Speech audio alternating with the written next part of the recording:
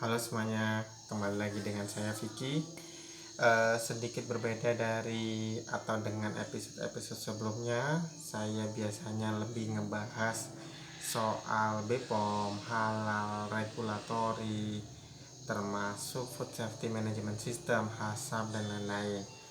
Nah, khusus untuk episode kali ini saya ingin sharing, tapi saya juga nggak tahu apa nama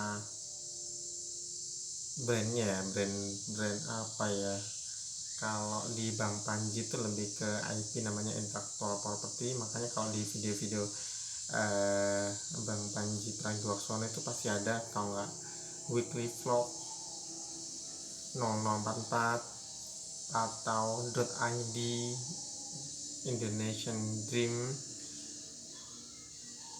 Banyak lah kalau kalau kalau di Bang Panji Pragiwaksono. Cuma yang di sini yang saya tekankan adalah goalnya. Saya kasih goalnya dulu. Saya habis baca buku, saya langsung sharing dengan teman-teman semua yang mendengarkan atau menonton video ini. Bukan bermaksud menggurui, enggak, tapi lebih kepada sharing. Mudah-mudahan mendapatkan manfaat seperti itu. Tapi bukan review buku, bukan. Karena kalau review buku jatuhnya adalah review keseluruhan buku, nunggu saya selesai baca total misalnya baru saya highlight poin-poin. Enggak, tapi di sini saya lebih tekankan ketika saya baca buku itu biasanya lebih ke chapter by chapter. Nah, di situ nantinya lebih tepatnya saya akan learning apa yang saya dapat atau poin apa yang menurut saya penting dari bab tersebut, saya sharing. Nah, ada dua tujuan kenapa saya gini. Karena satu, itu bermanfaat bagi saya sendiri. Karena apa? Sesuatu yang habis kita pelajarin kemudian diomongkan ulang, itu lambat laun pastinya ilmunya akan nyentel di kita sendiri. Karena apa? Karena memang berusaha untuk terus diulang-ulang. Nah, itu manfaat dari diri sendiri. Kemudian manfaat bagi orang lain atau khususnya yang nonton video ini itu mendapatkan manfaat, insight. Karena apa? Memang kalau dari kayak gini aja deh, kalau misalnya saya nonton video atau nonton YouTube, saya ingin ada poin yang saya ambil atau manfaat yang saya ambil.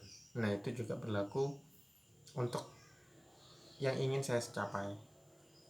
Nah, gitu gambarannya kira-kira.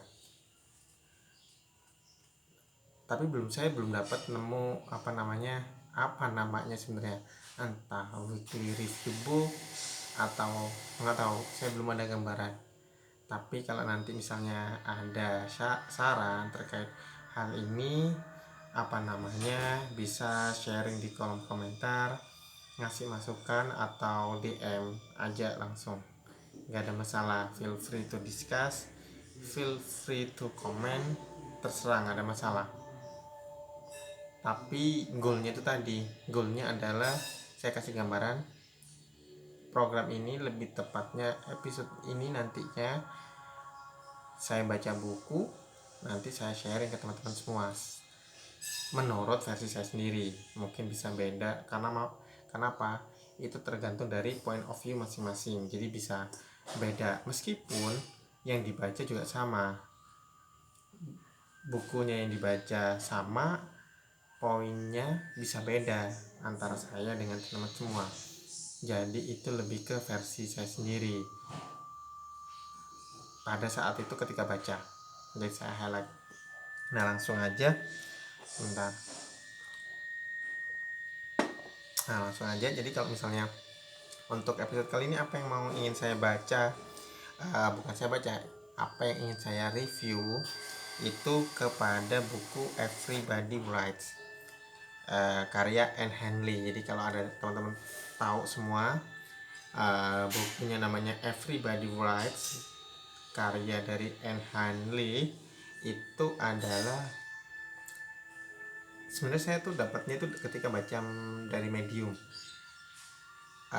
Saya suka nulis, jadi kadang-kadang nyari artikel atau buku yang memang bisa mengimprove teknik nulis, basic skill nulis atau apapun itu saya suka baca di situ.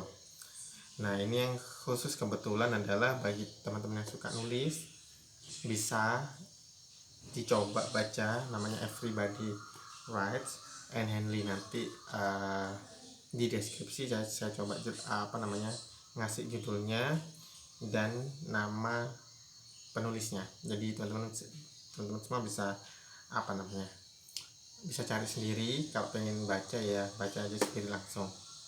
Nah, ini untuk yang pertama, lebih ke bab pertama nanti yang saya sharing di sini adalah tentang bab 1, show up every day and write.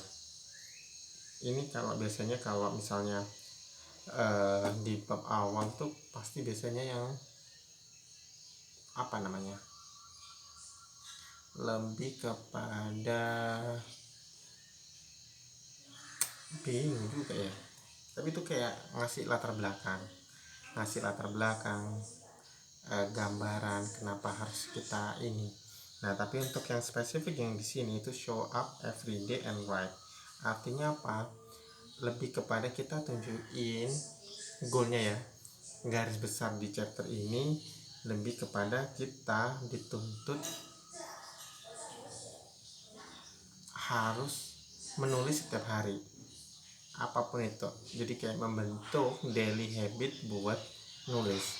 Karena apa? Karena seperti yang kita tahu, sebenarnya kalau tips nulis nggak ada, ya udah, mau nggak mau lambat laun kita harus bangun daily habit buat nulis.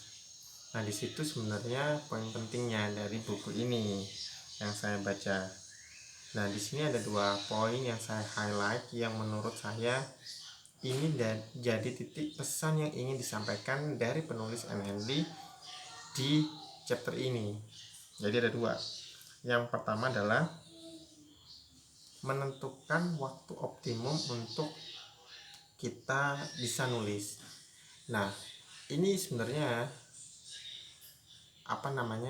cukup krusial, penting juga. Karena apa? Karena kita harus tahu kapan waktu optimum kita masing-masing untuk bisa nulis. Jadi lebih fresh ketika kita bisa fresh banget nulis, fresh dalam sisi pikiran, maka kita lebih mudah untuk nulis. Nah, kapan ini bisa berbeda-beda. Teman-teman semua harus cari tahu sendiri kapan waktu optimum untuk ide itu bisa ngalir. Saya kasih gambaran, ini sebenarnya juga saya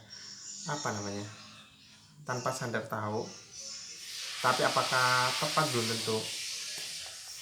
Jadi bisa untuk saat ini itu yang saya pahami.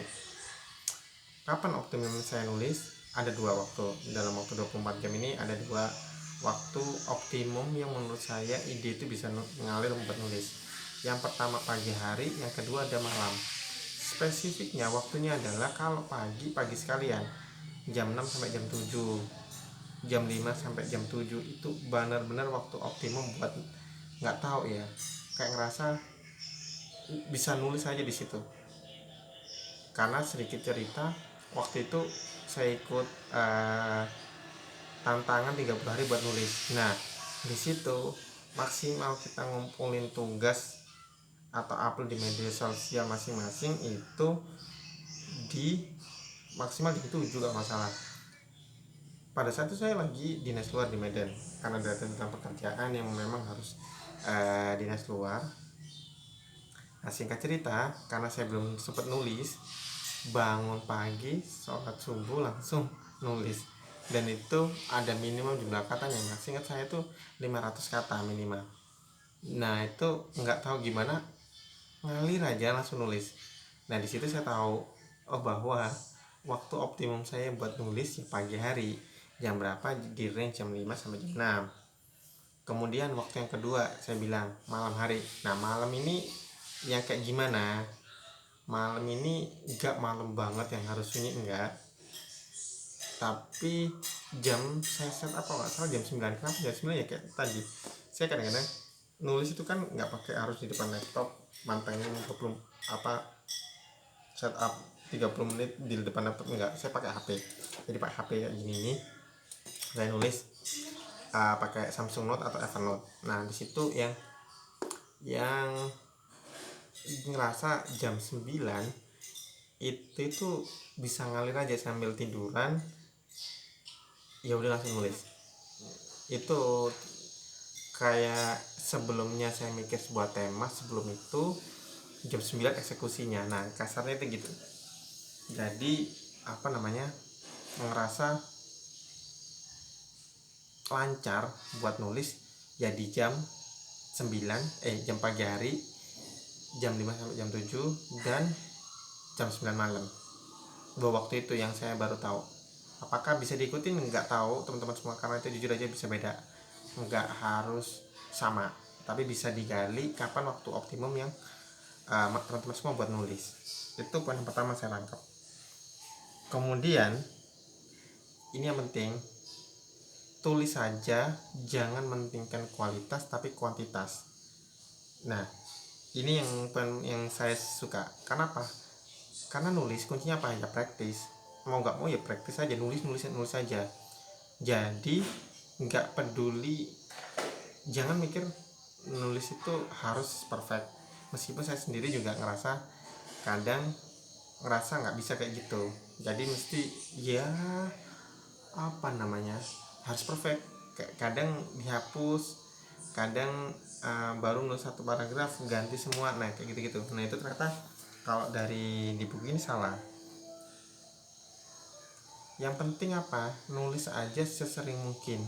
Nggak perlu spend waktu, misal weekend nulis tapi selama 2 jam 3 jam, enggak. Tapi yang penting itu apa? Kuantitas. Kalau di buku ini kuantitasnya yang ditonjolin.